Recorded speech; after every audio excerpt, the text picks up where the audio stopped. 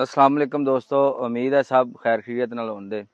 मैं तुहाडा भाई हसन अल फतेह बीज तो तुहाडे दोस्तां नाल नवीं वीडियो लैके हाज़र होए हैं।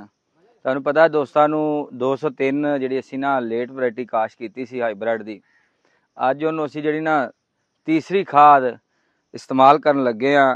इस दूसरी जहर ते तीसरी खाद इस तो पहले जिहड़ी ना 2.5 बोरियां साडियां यूरिया होईयां ने ते अद्धी बोरी DAP लाई सी ते अज इहदे नाल असीं 8 kg पोटाश लावांगे। ये मुकम्मल इंशाअल्लाह वीडियो तुहाडे दोस्तां नाल असीं शेयर करन लगे हाँ ते तुहानूं दिखावांगे। वीडियो तुसीं पूरी वेखनी है, इंशाअल्लाह फायदा होवेगा।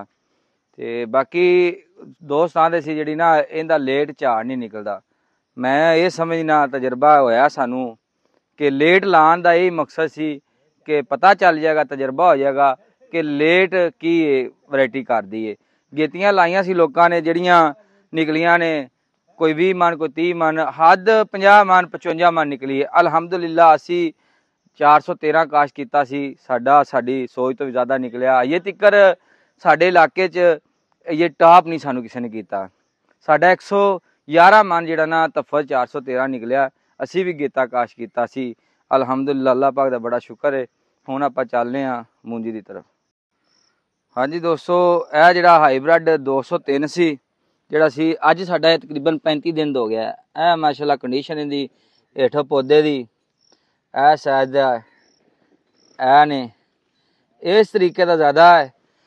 अज 35 दिन की अलहमदुलिल्लाह हो चुकी है तो बहुत ही जबरदस्त इहदी फोट है तो बड़ा हरिया भरिया खड़ा होया है। विखाण का मकसद ये सी कि जिन्होंने लोगों ने एज दफा डबल मूंजियां लाने के चक्कर च गेती बहुत ज़्यादा गेती काश कर ली सी, वो नुकसान च गए ने।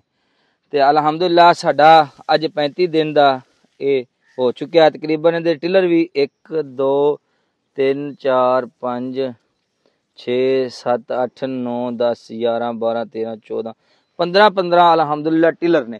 तो इंशाअल्लाह ये भी 100 मन नूं क्रॉस करेगा इंशाअल्लाह। बाकी इहनूं जिहड़ी जहर इस्तेमाल करन लगे हाँ, यह साडी जिहड़ी 1509 है, इनू जहर ते अद्धी बोरी जिहड़ी ना असीं यूरिया इस्तेमाल करनी। आ गई जहर।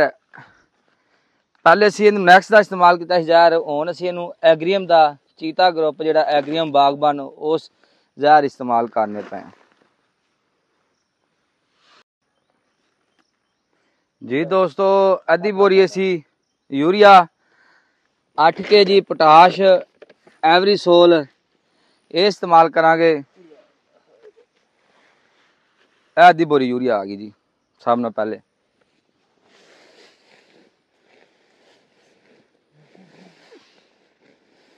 क्योंकि पहले 2.5 बोरियां लाइयां बस इनू आखिरी असी खुराक जिहड़ी पान लगे हैं। इहदे तो बाद असी इनू खुराक नहीं इस्तेमाल करनी मूंजी ते, सिर्फ स्प्रे उत्ते 2 माइनो एसिड स्प्रे करांगे। एक बारी जो निसर जाएगा, एक हुण 4 दिन बाद असी कर देंगे क्योंकि गोब की हालत दे विच मूंजी साडी आ चुकी है। वो जहर लवांगे, जहर पोटाश परली 8 kg असी ना एवरी सोल पोटाश लै ली 8 kg। बहुत ही जबरदस्त पोटाश है, अच्छी कंपनी की असी 8 kg जी ना ये पोटाश लै ली। इहदे च असी 1 थैली जहर पावांगे। आ गई जहर सीधी करी, एग्रीयम कंपनी की जी जहर असी लई है। पहले असी नैक्स कैमिकल की पाई सी, बहुत अच्छा रिजल्ट आया। हुण असी जिहड़ी ना इनू एग्रीयम की इस्तेमाल करने पे। इहदे विच जहर क्लोरेंट्रा नीली प्रो प्लस थायोमथाक्सम में जिहड़ी पहले इस्तेमाल की है, उहदे च क्लोरेंट्रा नीली प्रो प्लस क्लोथेनोडिन। माशाअल्लाह बहुत ही अच्छी जहर है, बहुत ही जबरदस्त जहर है। कलर भी वेखो तुसीं, कोई दाना जिहड़ा ना पत्थर ऐसा नहीं जिन्होंने जहर ना लगी होवे। बड़ी ही शानदार है अलहमदुलिल्लाह। ऐसी जहर लै ली। ये 7 kg की पैकिंग दे विच है। ये न्यू अल फतेह स्प्रे सेंटर तुहानूं आसानी नाल मिल जाएगी। इनका बहुत शानदार रिजल्ट है, बहुत ही शानदार रिजल्ट है जी इनका। इनू दोस्तों असीं हत्थ नाल जिहड़ा ना इनू मिक्स कर लांगे ये तीनों चीज़ां नूं। इस तरीके मिक्स करके, क्योंकि सारी जहर खाद नाल चंबड़ जाए, हल हो जाए, जिहड़ी ना एक एक दाना हो जाए, फिर ही पूरी इंशाअल्लाह आवेगी, शानदार रिजल्ट मिलेगा।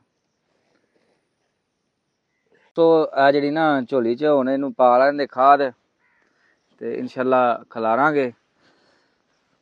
ਤੇ ਬਾਕੀ ਰਿਜ਼ਲਟ ਇਨਸ਼ਾਅੱਲਾ ਤੁਹਾਨੂੰ ਦਿਖਾਵਾਂਗੇ ਇਹ 4 ਦਿਨ ਬਾਅਦ ਜਦੋਂ ਅਸੀਂ ਸਪਰੇਅ ਕਰਨੀ ਹੈ ਇਹਦਾ ਰਿਜ਼ਲਟ ਹਾਈਬ੍ਰਿਡ ਦਾ।